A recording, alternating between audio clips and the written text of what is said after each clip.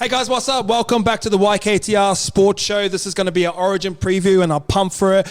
Joined by my co-host, Skipper Scope. What's up, baby? Thanks for having me, brother. Hey, looking good in the blazer. How do you feel about it? Yeah, cheers, bro. I like nice new little touch. Very professional. Yeah, we're feeling professional, bro. Got the lights, got the laptops out. Feeling good.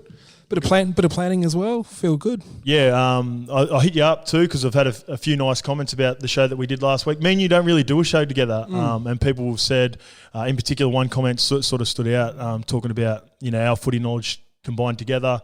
They like the idea of us doing more shows together. So I messaged you and said, why don't we do sort of more big games? So whether it be Origins, finals, or big games, where we get together and talk about tactically how the game's going to play out. Yeah, exciting. So Origin tonight, how excited are you? Yeah, this one in particular, I think based off last year's Queensland sort of shocking them, the fact that New South Wales are now somehow the underdogs with the talented team that they've got. There's a lot of unknowns coming out of this game, so we'll be trying to figure out some of those knowns that we think there are. Yeah, Rugby League Canada, that's my favourite part of the year.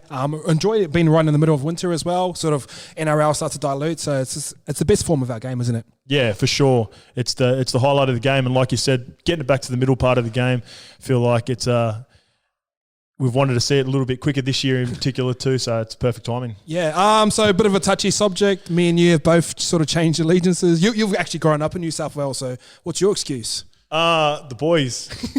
It's purely because of the boys. So everyone knows that I've got a really strong relationship, through my podcast with the Prez. Money for Prez. He's probably the main reason. So not Normie, not Chico. Chaz, like I played with Chaz. Like even when I used to play with Chaz at Manly, Josh Darling has been getting into me on the socials. So Josh Darling, next teammate of mine at Manly, he's been ripping me about repping Western Sydney and all that sort of stuff. Well, you got to remember Western Sydney, like we're our own state, Western Sydney. You know what I mean? Yeah, I agree. We're our own demographic. Yeah. So, like I said, I've said this a few times. My allegiance is to New Zealand. I get more excited. As much as I love Origin, I get way more excited about watching you do the haka when you played your one test. But yeah, watching the haka means way more to me. I've always sort of just been a casual fan of Origin. Just love that we've got the best players playing the game, but. So, like, as much as I was a New South Wales supporter, I wasn't, like, fully engaged, like, embraced them. So now that, Ches, Munster, even KP, the boys, he's a vibe. So, we both love him. So, I find myself supporting Queensland now. Yeah, I was a massive Joey Johns fan, so he was always, wherever he went, I sort of followed. And I love New South Wales, but kind of when you do play football, you kind of pull away from the sort of rivalry because you don't really care as much. But Chico once said to me, he goes, Name one Queenslander that you don't like. And this is like 2014, 15. So I've officially changed allegiance. Money for Prez. Dane Gagai is my guy. So fucking up Queensland. All right, the biggest news of the day. This is huge too. This is huge. Scope coming out of retirement, my son. Yeah, going to throw the boots back on. It's been a minute. A couple of years of I've been asked to play. You get itchy feet, eh? I've had itchy feet on a few occasions, and the big thing was I was going to play with my brothers at my dad's. My dad was coaching Glenmore Park. That season didn't go ahead 2 years in a row. So I've always wanted to play with my brothers. I never had the opportunity to play with my brothers, and he's been playing at Belrose Eagles with one of my good mates, Jimmy Bura. I asked Jimmy about 4 weeks ago if I could play just a game with Jimmy and my brother, but because of the point system, we weren't allowed to play. Everyone knows Jimmy Bura's injury history. He just finds a way to get injured. Oh, poor Jimmy. So he's told me he's well and truly done now as well, and therefore there's a quota spot open up at Belrose Eagles. So not only going to get to play with my brother Jaden, my brother Jordan's going to come and play as well. Jaden's best mate Lukey played on the weekend, so it's just going to be like a family affair. And if we can win a few games and try to get them, they're at the bottom side of the table as well. So you sort of see that narrative, do you? There is a narrative here. Yeah, we can build it up. Like I'm all about, what's the long term gain here, and if we can get them into the finals and then potentially go as far as we can, then that'll be nice as well. Match payments? That's still in discussions. Little Bunsen would be nice. Yeah. Don't get me wrong. You love a good Bunsen, don't you? Yeah, a little bit of Bunsen, considering I'm travelling from Cronulla to Manly, as you know. It's quite a long trek. I'll be giving up work on Sundays for it as well, which is another good Bunsen for me. So I've left that with Jimmy Bura. Position, you sort of tossed up 5'8". You said Look, Your words, not mine. Johnny Sutton vibes. Yeah, I'm very Johnny Sutton-ish. I think early on I want to play 6 or even centres just out wide to get that. Yeah. Even though it's Sydney Shield level, just need to get that back under my legs. People don't realise, so I've been training a fair bit, but getting tackling and that wrestle and all that sort of stuff, that juices you out, man. And I haven't done any of that for 2 years. So even when you're training full time, your first trial, you always get that cork on the forearm. Like your timing's always off, but you've been out of the game for a minute. So so I just want a couple of games out wide, and then I'm so competitive, man. Once I get into that juices, I want to get a little bit closer. I wouldn't even mind playing. We talk a lot about that roving ball playing middle role. I can see you laughing. I can see myself just like Jimmy. That's what Jimmy played at Belrose, and we had conversations about it where you can sort of see at this level. Yeah, you can see where you can count. I can count numbers on either side and try to expose. I'll just give early ball to the edges. So young gifty, bro. Young gifty. I can play in that dinner suit too. Just stand and deliver. But then also rock up in the blazer, bro. You'll be all right. I will be stuck in the middle defending and potentially making fucking 20 or 30 tackles. So there's pros and cons to that position. Man, a little bit more famous now than you've ever been. You scared your head's going to get taken off, or you'd encourage that? I don't know. Yeah. So a big part of it, obviously my brother was playing and a few people were throwing out Scope would have made that tackle and all this sort of stuff, and that was pissing me off while I was watching it. So what they don't realise, I think people forget now that I've been doing this, maybe I wouldn't have made that tackle if they were watching my games. Probably I think I've built a bit of a character here now where people might think I'm better than what I am. So yeah, I think that's all of us here, bro. Yeah. All right, let's sort of roll into Origin. I'm going to talk about stadium. They have shifted from Melbourne up to North Queensland. I've even got stats down there. 8 o'clock, clear skies, 19 degrees, 47% humidity. Does this play into the factor of the game? Yeah, I just think it's going to be a really enjoyable game. You take it away from Melbourne. I don't know what the conditions would have been like for Melbourne down there, but I can't imagine it grey and cloudy and a bit wet. I think this is just going to be, for me, I don't see a clear advantage for myself. What about home ground advantage? Is that one? I feel like boos are just as exciting as getting cheered on, eh? Yeah, maybe I don't know. It's just because the unknown at Townsville for me. Yeah. I think it was at Suncorp 100%. Like the way that they live to play at Suncorp, that's a different beast. I was speaking to Brycey Cartwright a couple of days ago. He said it's a similar vibe. It's a similar feeling in terms of, what you feel when you're out on the field there at Townsville. So I'm a little bit on the fence. I'm waiting to see how it plays out in particular. I honestly don't know. I've never played at that ground before, so.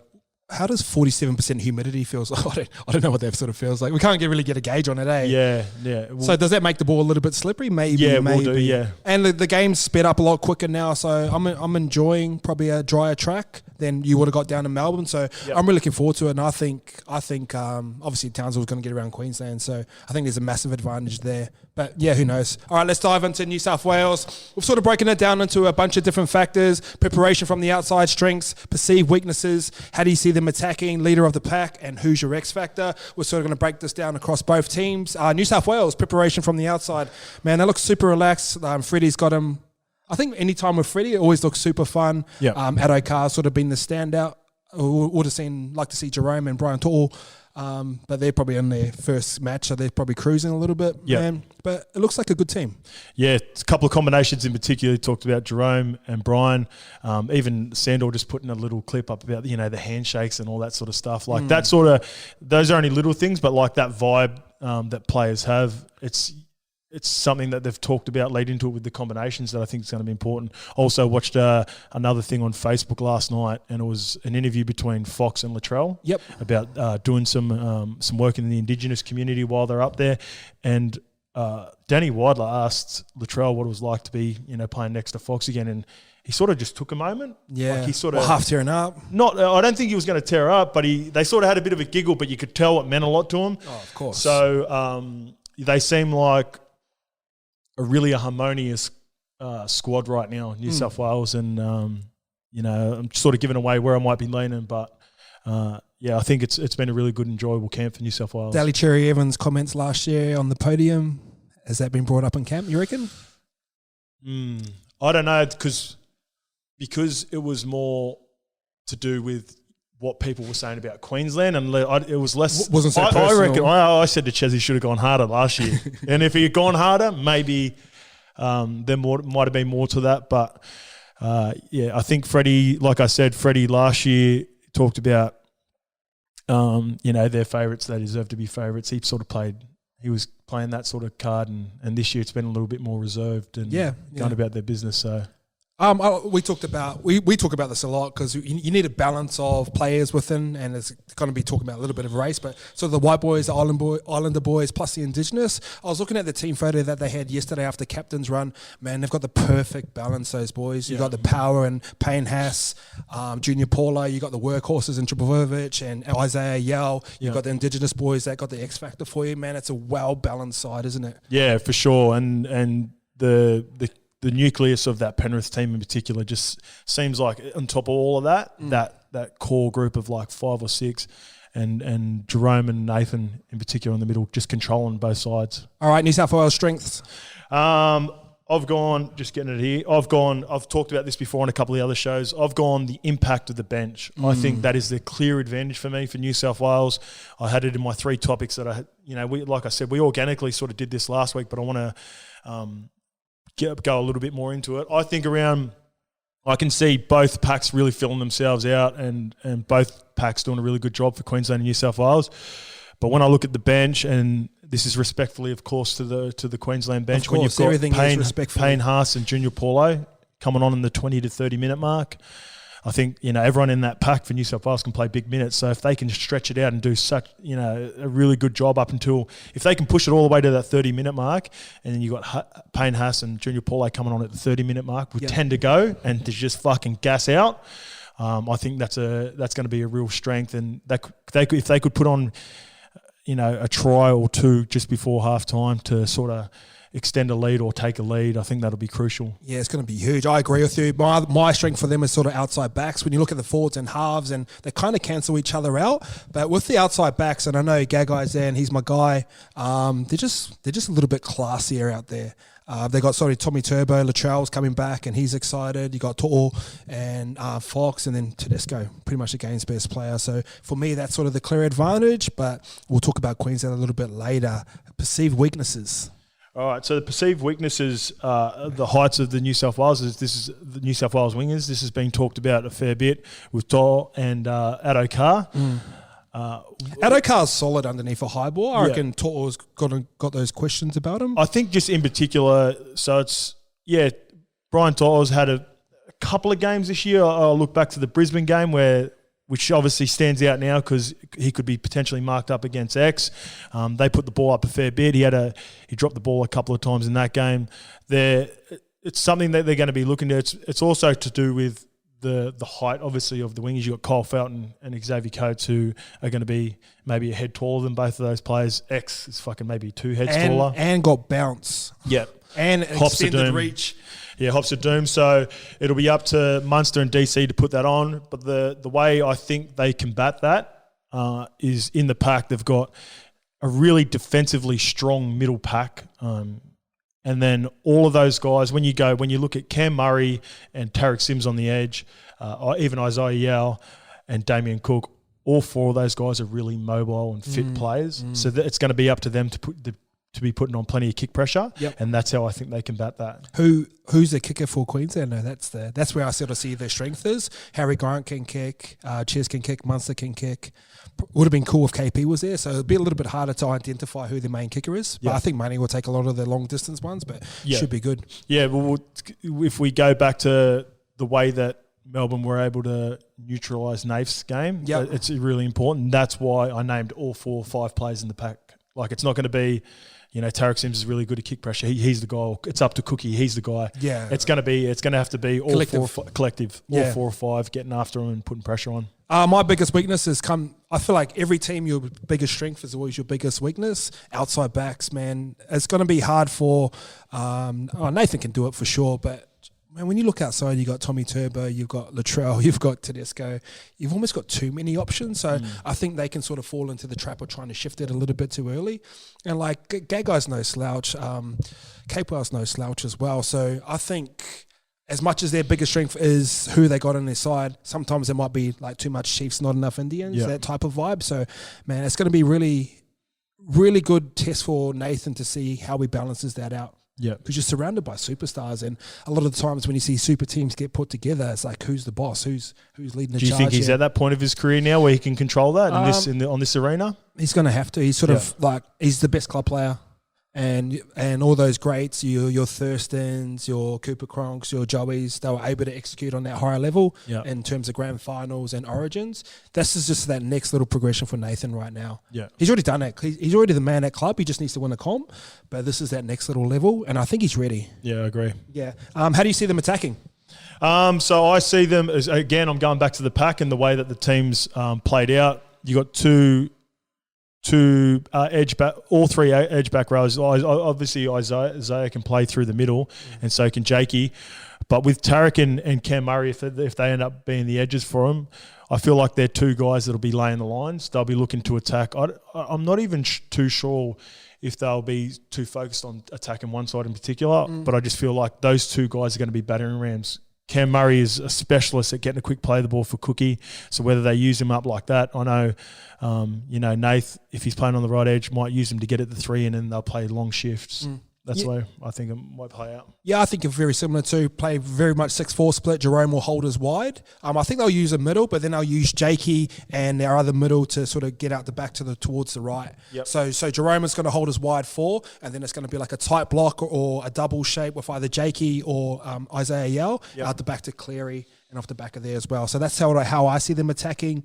I think the one sort of limiting thing is Luai's used to playing with someone like a Kikau, where you got so many different options off the back of that, where Tarek Sims is like, he's going to punch a hole for you, he's going to give you effort. So it's going to be a slight adjustment for him, but he's classy enough to do it.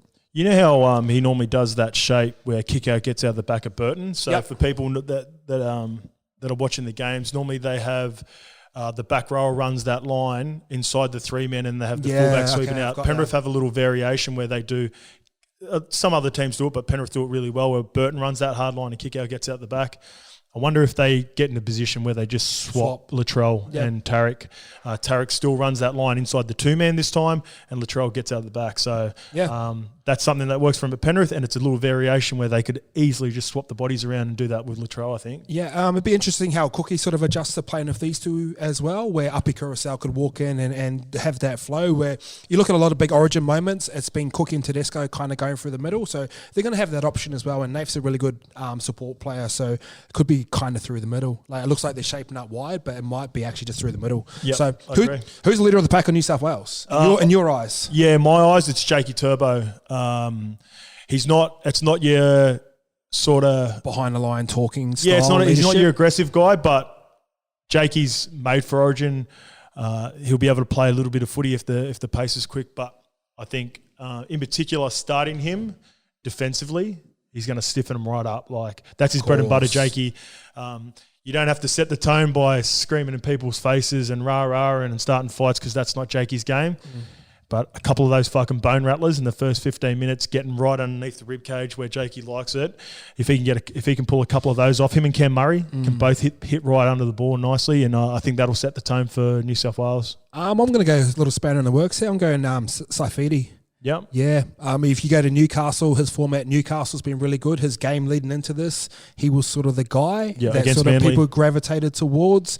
You got to think Clemmer, who was seen as a pack.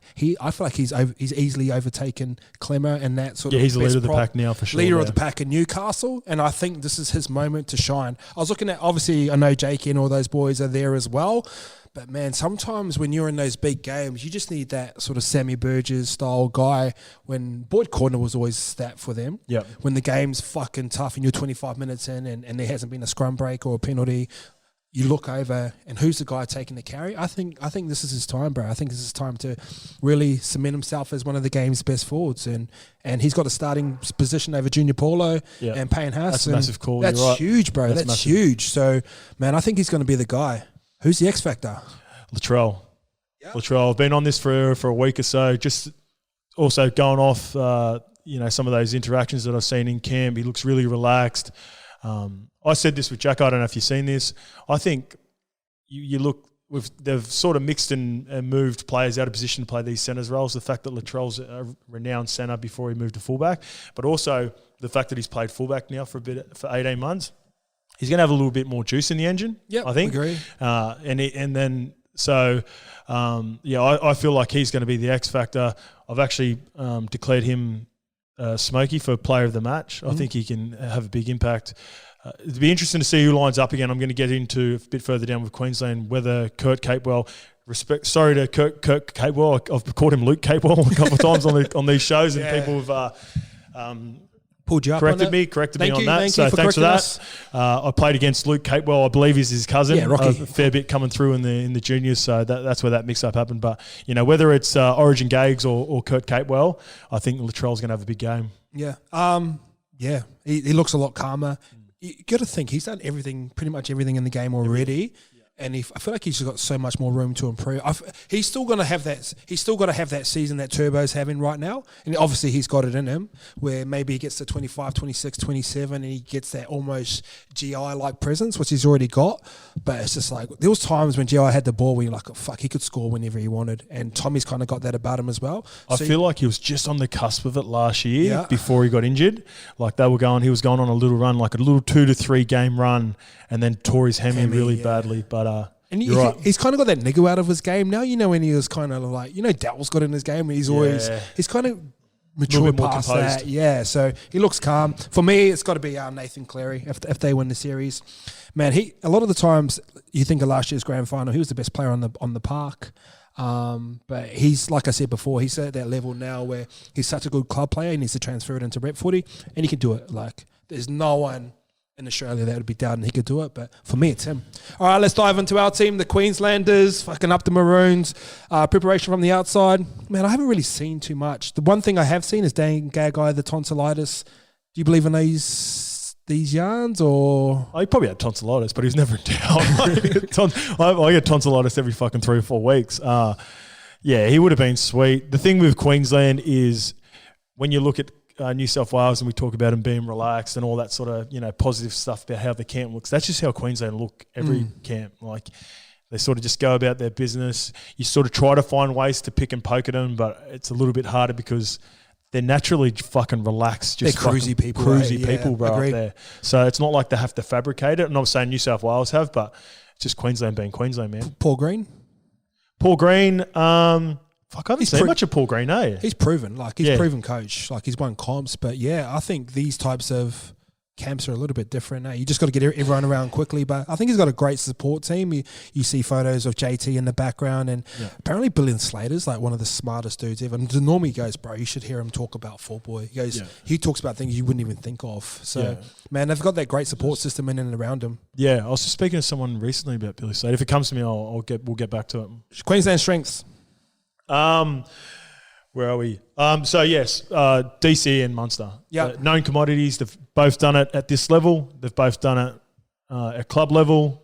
They've got a really good combination. I think I talked about it a number of times. I think they set the tone for the Origin Series win in Game 1 last year in the first 20 minutes. Even though results didn't go their way off the back of it, I thought they started the game. They looked a better team, eh? Those two in particular, I just remember how many times they got their hands on the ball. They were moving the ruck around a little bit. They have a really good combination. I spoke a fair bit again about DCE's what's the word for it? He's just so comfortable in how he knows how to lead a team now. Yeah. It doesn't bother him if Munster's the guy. Like, if Munster goes out and comes up with a couple of big plays, he's all about winning. He knows he's comfortable where he is as the number 7. The talk about, him versus Cleary won't fucking bother him at all. He'll just go about his business and he'll make sure he gets the team in the best possible position to win. For me, it's placebo, the Queensland spirit. You always hear about it so many fucking times, but it's been 30 or 40 years. And it's too consistent for it to be not to be a thing, a coincidence, you know. And I've read a book on Alex Ferguson, and they used to have this sort of theme at Manchester United when it was the last quarter. He used to always sort of tap his watch like Dame Dollar. I don't know, it just happens too often for it to not be true. And you put a Queensland jersey on anyone, they become worth 150 to 200K more off the back of just who they are. And Gagai doesn't like being called the Origin Gags, but man, he's just so much different there. Like you look at everyone when they play Origin for Queensland, they all seem to just get a little bit better. Even like last year, they just dragged the team together and ended up winning. Yeah. So for me, it's just something about Queensland and the Queensland spirit, whether it's placebo, whether it's mind games with the other opposition, that it's happened so much. Man, it's kind of like the Warriors when they're like, oh, they'll get tired.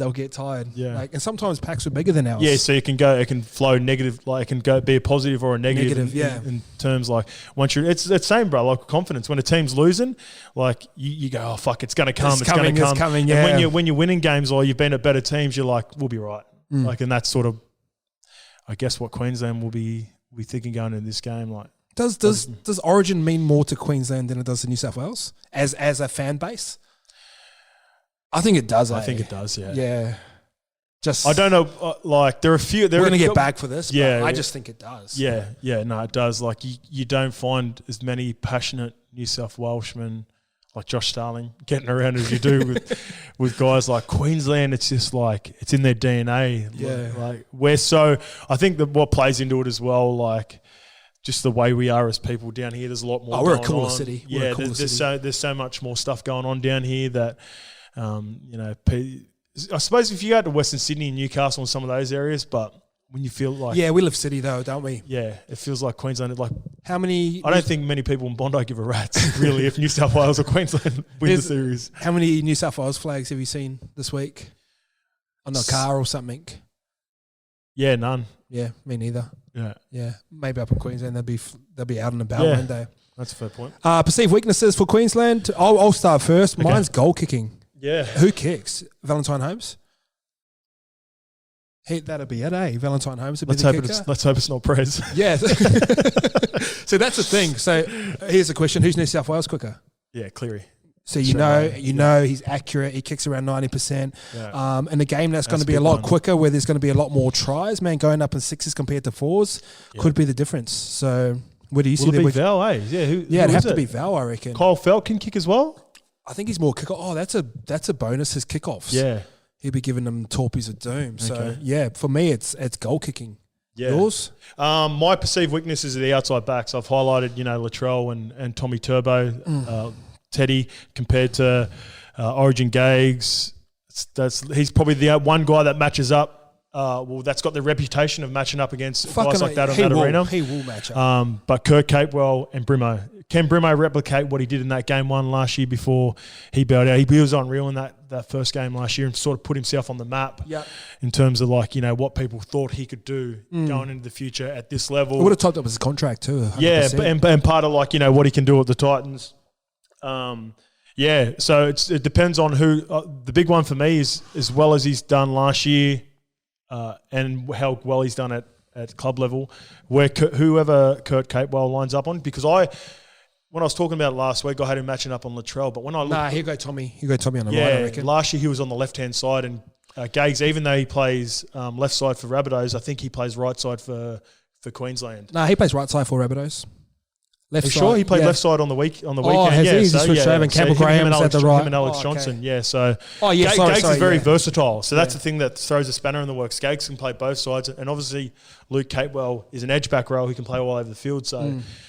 This is another thing with Queensland too we didn't talk about. Like the fact that they don't name their side, I reckon that's such an advantage, man. I don't know why New South Wales feel the need to name their side and sort of give an idea of who's playing where. I think even Freddie joked around that he had a Brian Toto and Adokar switch sides for the last training session. Yeah. Which is like trying to be a little bit... No, you're not fooling anyone. Yeah, you're not fooling anyone there. So. How do you see them attacking?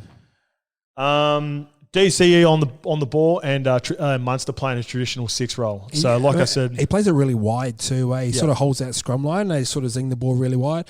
Very versatile halves, both of them. Yeah, and they can both play both roles at a really high level. Agreed. But I think... it will suit him really well. Would have been nice to have KP there if KP had played.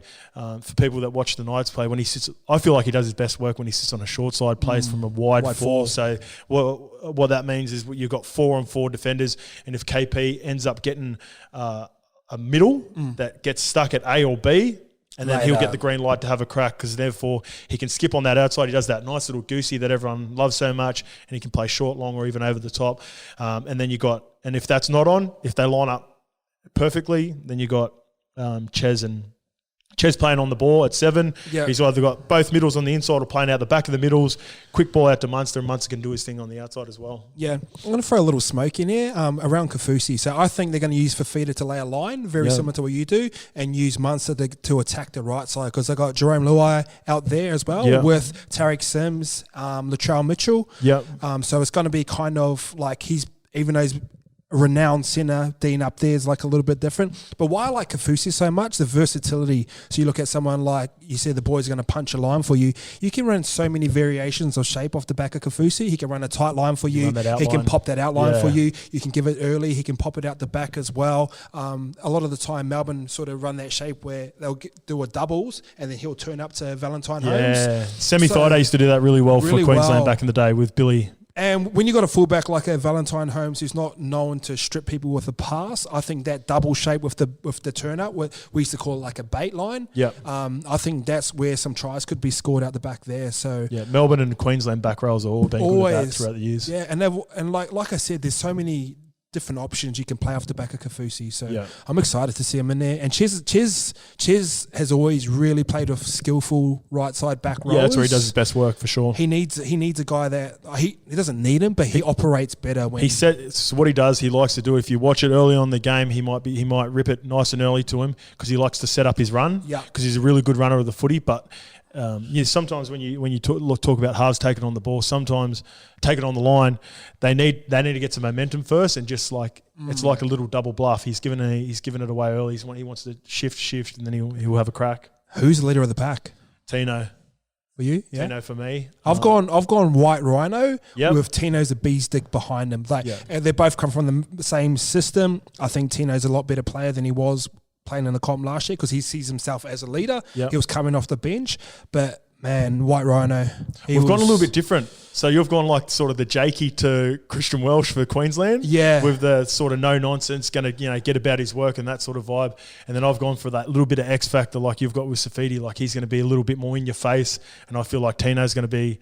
I reckon White Rhino is just going to be just in front of the line, and this is what I mean by a B stick. But I reckon he's the one that's going to be like the point of the defense line, where he's the one trying to put on shots and kick pressure. Yeah, and then his line they speed's might unreal. step into Tino. That's how I see it happening. Yeah. Yeah, and like Melbourne, man, those guys never play bad. Like that's why I've got Kaufusi on there. Tino's come from that system, man. You just love to play for Melbourne, wouldn't you? Yeah, always turn up. Yeah. Had your chance, go, baby. Yeah. Well, not really. I was keen. Wasn't through lack of effort. Yeah. All right. We're both agreed on this. X Factor. Baby goat. Harry Grant. Man, he can shift the game on his own. He showed us last year. Man, I just, no respect, respectfully to Cookie and that. I just think he's the best hooker in the comp. And yeah, I wouldn't say easily. But not easily, but more versatile than anyone else. He can run, he can pass, he can play short, he can kick, he can play within different structures, he can play off the back of offloads. He's just got it, bro. His ruck manipulation, bro, it's so goaty. Like it's so goatish. It's so goatish, man. You can tell he's an understudy. He's been around Cam. Little subtleties looking. It's not even big, bro. It's just like a little bit of body language that just gets the markers to shift a little bit, and then. Some players have got that, but then they don't have that initial speed. Like even Cam didn't have it. Like Cam was nice, but Baby Goat can go, man. Like he can go off the mark and he's probably a little bit nuggetier and stronger in terms like Cam Smith was like Mongo strength. Yeah. Like, people don't realise that didn't play against him.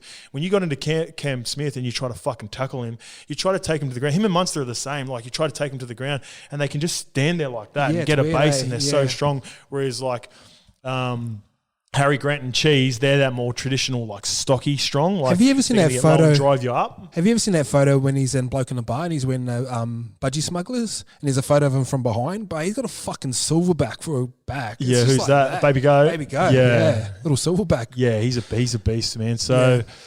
He's my X factor. If I think in particular in his second stint, if they're still thereabouts, because he's just one of those guys. You notice it at the Tigers, bro. Like plays that he was doing at the Tigers, like straight away when I identified and spoke to Normie about it, put him on Normie's radar. I said, bro, this guy's like a Melbourne Origin player. Like no wonder fucking. Everyone's fighting. Everyone's frothing over. He's doing stuff in the when he's playing for the Tigers, I'm just like, bro, keeps turning up, driving on loose balls in the in goals, getting kick pressure, and getting up and out on his feet.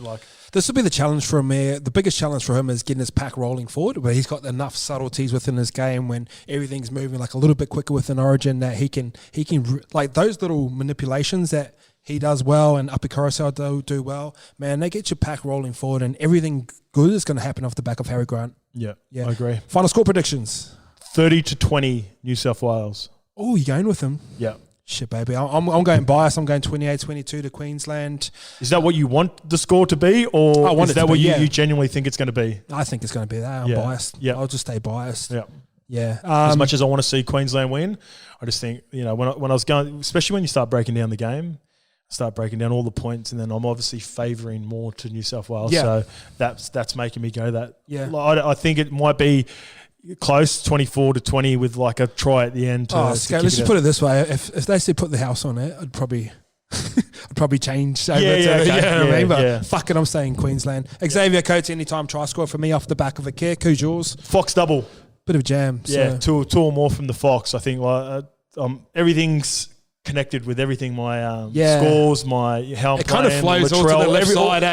Everything that I'm picking is based. So if one thing goes wrong, if the show has a stinker, I'm fucked. Yeah, and all this analysis doesn't work. That kind of makes sense what you're doing. There's a theme behind what you're doing. I'm just going all over the shop. Yeah, goal kicking, Queensland spirit. Yeah. All right, guys, thanks for tuning in. Looking forward to the Origin. We'll do a review show tomorrow. So tune into YKTR Sports. Like, comment, and subscribe. Thanks, Skipper. Thank you. That was good, bro. You can feel it.